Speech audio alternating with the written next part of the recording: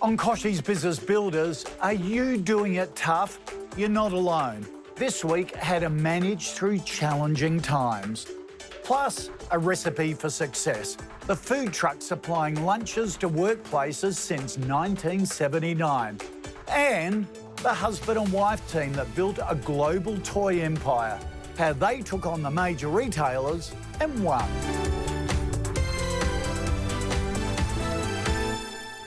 Hello and welcome to Kochie's Business Builders. You all know how much I love small business, but while it can be so rewarding, it can also be one of the most mentally and emotionally challenging things you'll ever do. So today, we want to share a story with you in an effort to support everyone out there who might be doing it tough.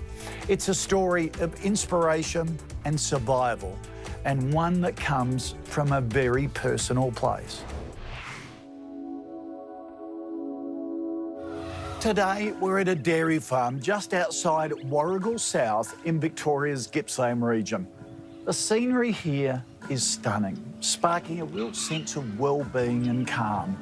Unfortunately, for dairy farmer owner Joe Maggetto, that hasn't always been the case. Hi, Joe. Thank you very much for having us at your farm, and it's just great that you're talking about these important issues.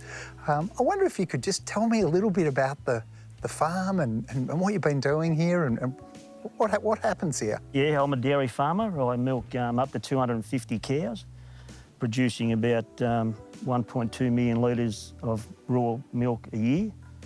I've been milking here for 27 years. So can you give me a sense of what a typical day is like for you as a small business owner, as a farm owner?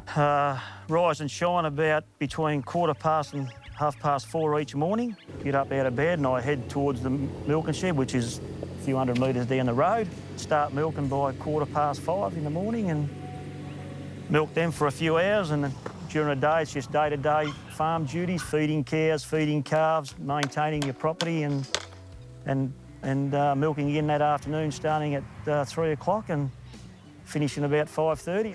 So I understand that in recent times things came unstuck a little bit and you had a difficult time.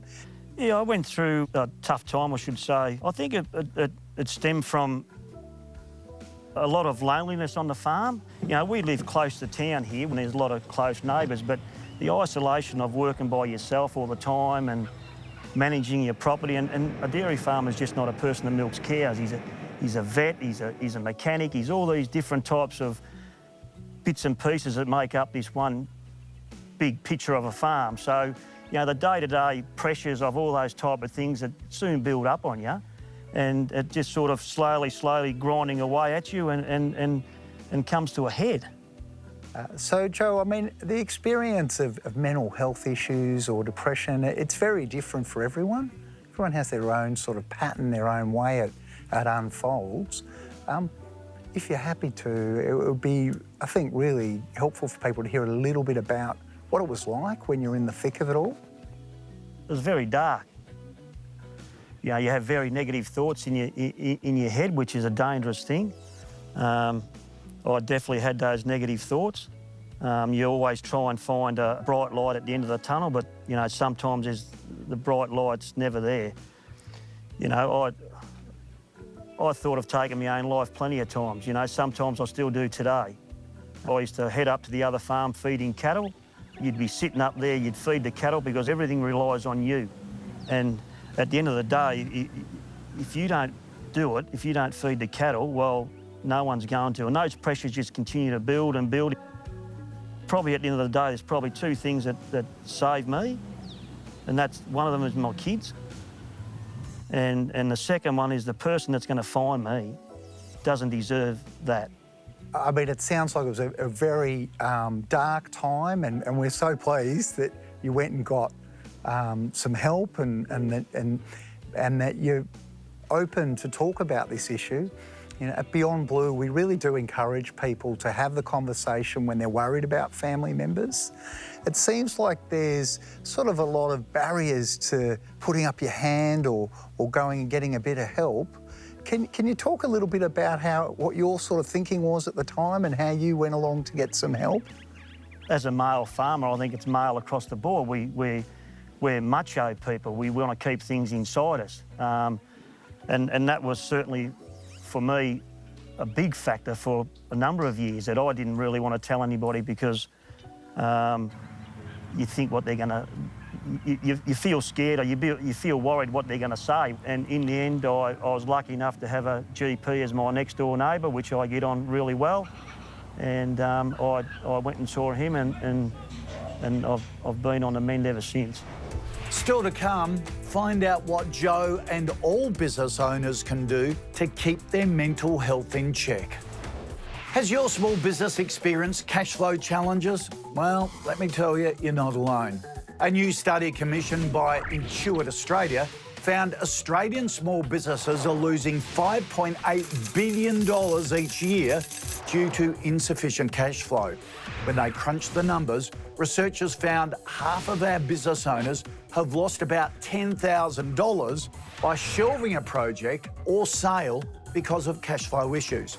46% of those surveyed say they've been at risk of being unable to pay their employees. More than a quarter have experienced these cash flow issues in the past year. And nearly 1/3 of small businesses estimate their company currently has more than $20,000 outstanding in receivables. So, what can we learn from this? Experts say the research emphasises the importance of regularly reviewing and analysing cash flow. Cloud accounting tools can be a huge help to keep your books in check.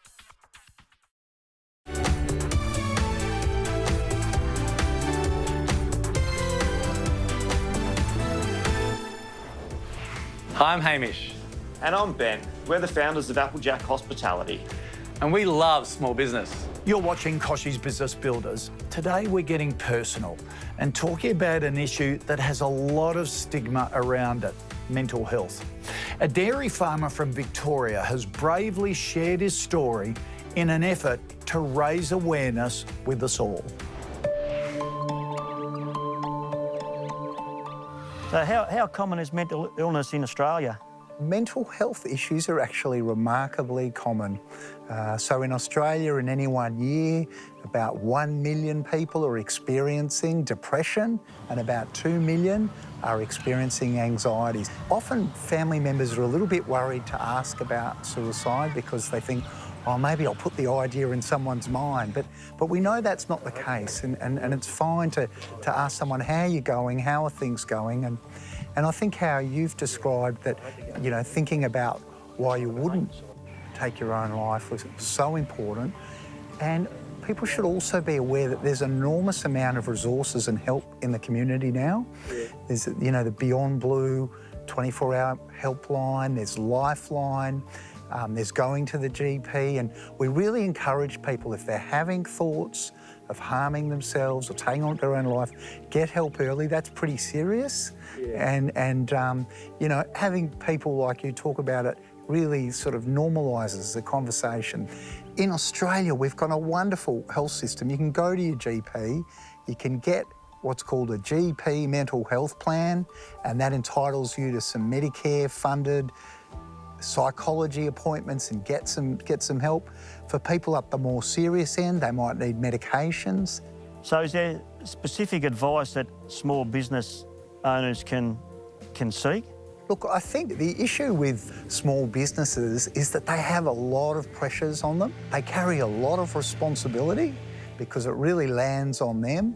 On the Beyond Blue website, we have a link to what's called Heads Up, and it's really focused on workplaces. There's a whole section there for small businesses. I think some of the other really interesting information on the Heads Up website is how to make a mentally healthy workplace culture in a workplace.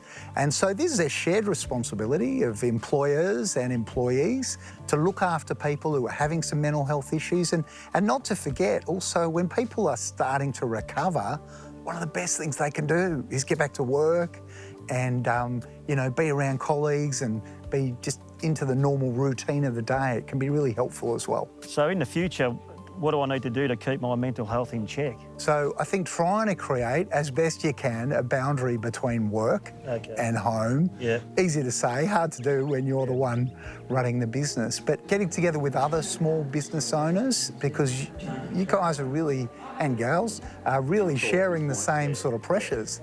You know, sometimes just to hear how other people are managing is really helpful. And then, of course, as we've talked, if things are getting a bit more serious, you know, things like you're not sleeping, you can't stop worrying about work, you're obsessing about it the whole time, putting up your hand and maybe having a chat to your GP. When people such as yourselves come out, that's actually worth a lot more than me as a doctor talking about it. Yeah. Because they relate to you. Yeah. And they go, wow, if he can talk about it, Yeah. well, maybe I should go and get some help. So Yeah, I strongly believe that. It's just taking that first step, because at the end of the day, people want to listen, people love you and people care about you. And you need to take that first step. Don't continue to bottle up inside like I did for a number of years. For me, it was just a weight off my shoulders. Some really great advice there from Dr. Grant Blaschke from Beyond Blue.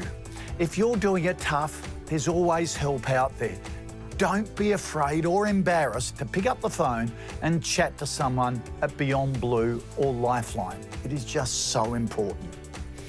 All right, time now for a tech tip.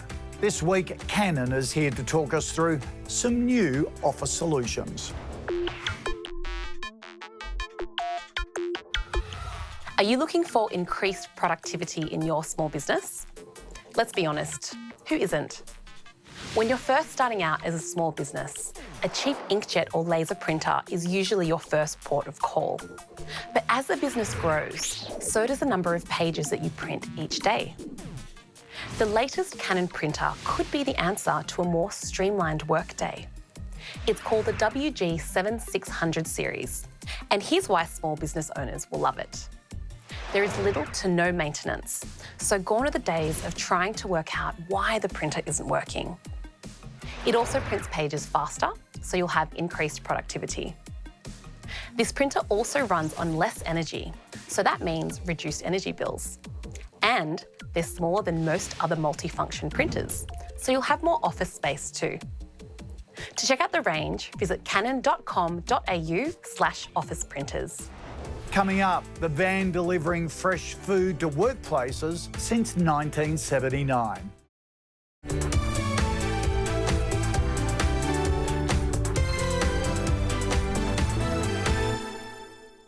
We think it's time to shine a light on the businesses making an impact, locally, nationally and globally. Together with our friends at Google, we're putting together Kochie's Business Builders Power List. To check out more and keep up to date, head to our website. Hi, I'm Naomi Green, co-founder and director of Tiger Tribe. We are a premium kids brand and we sell Australia-wide and around the world, and we've been in business for over 10 years. Here are my top 3 tips for business success. My first tip is know your brand. Know who you are. Write it down and it will help you stay focused along your path. My second tip is value your relationships. Your brand is not just about product, it's about people as well. Value those people, whether they're suppliers, customers, or the people who work inside your business. Stay real, stay authentic. My last tip is take small steps. Don't be in a hurry to grow. Do it step by step, and your mistakes are smaller and the learning curve is easier. So there it is.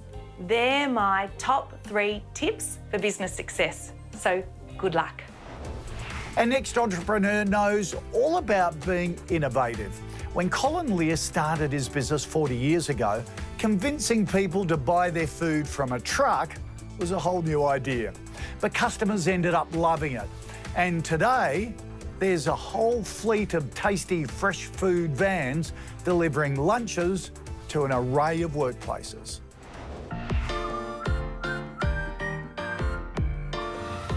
Hi, I'm Colin Lear. I'm founding director and CEO of Tasty Fresh Food Co. Tasty Fresh Food Co is a fleet of mobile lunch vans that services employees at their place of work for morning teas, breakfasts and lunch. Tasty Fresh Food Co started back in 1979. I was trying to find a better economic way to make a living, and I came across this old lunch truck with no big view of anything other than having a go at a one-man band business. Each morning I would put together some sandwiches and rolls, put them onto the lunch truck, and go out and see that I can convince people to buy from the van, buy their morning teas and lunches.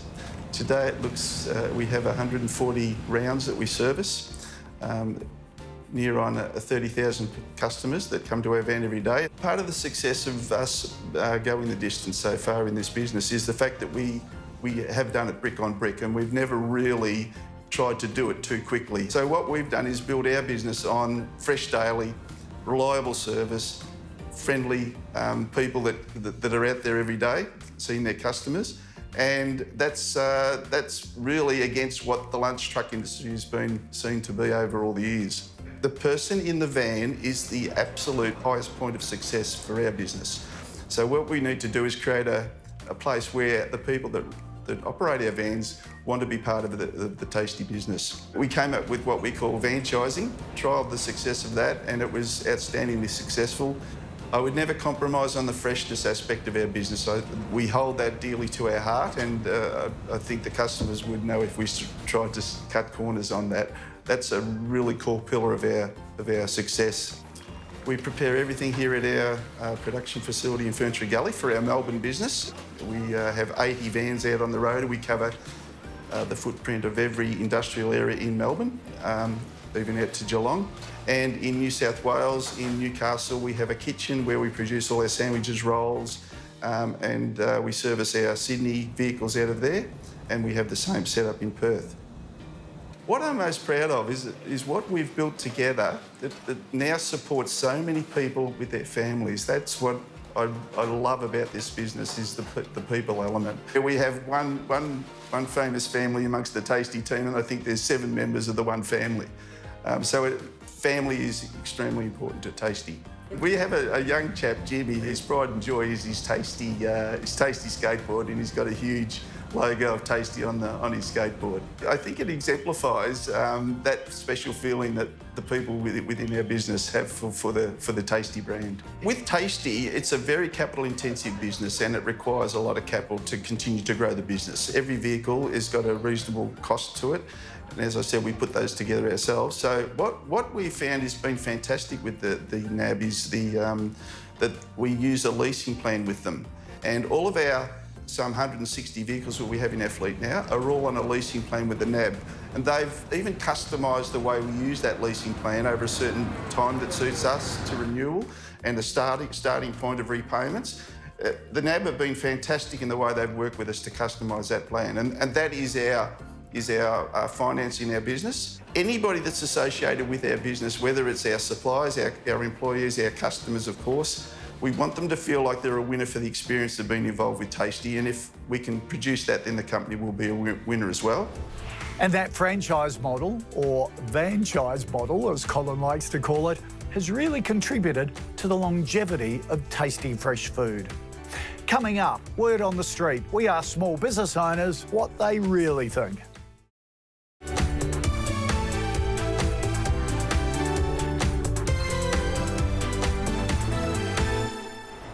It's time for Word on the Street, helping to answer some of your biggest questions. This week we asked, what's your best tactic for getting paid on time? Best tactic getting paid is to do a fantastic job, amaze, delight your clients. People very rarely don't want to pay you if you've done something amazing for them. Don't start work until you get the invoice paid. We're pretty strict on that at our communications agency, Willow and Blake. We always invoice on front, and again, we have a saying, you're worth whatever price you put on yourself. So we know what we're worth, and we know the value of our time, and we just stick to that rule. My mum doing collections for us, so that's probably a really good tactic that works for me. Everyone loves that. Communicating on the phone with our customers to making sure there's a really strong personal relationship and that they know that cash flow is important in small businesses. Best tactic for getting paid on time, oh my God, Invoice Sherpa. It's the most amazing system. It will transform your accounts receivables and every business has to have it. Probably the thing that motivates people the most is incurring some kind of penalty. So if you don't pay us on time, you know, it's going to be 7% on the invoice value. Probably setting expectations at the outset, being really clear and making sure that you have all of your legals sorted and making sure that you have systems and processes in the event that there is late payments so that they're followed up in a timely manner. Coming up this week on Ask Kochie. Hey Kochie, I'm Kayla from Crema Joe. We specialise in eco-reusable capsules for coffee pod machines.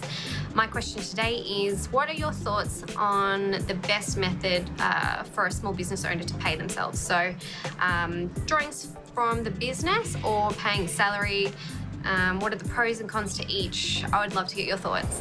Don't miss that Facebook Live discussion on Tuesday from 12:30 Eastern. And of course, feel free to throw me any live questions you might have as well. Coming up next week, how to retain staff. We ask the experts. And don't forget, you can catch up on this episode and plenty more at kochiesbusinessbuilders.com.au. See you next week for more Kochie's Business Builders.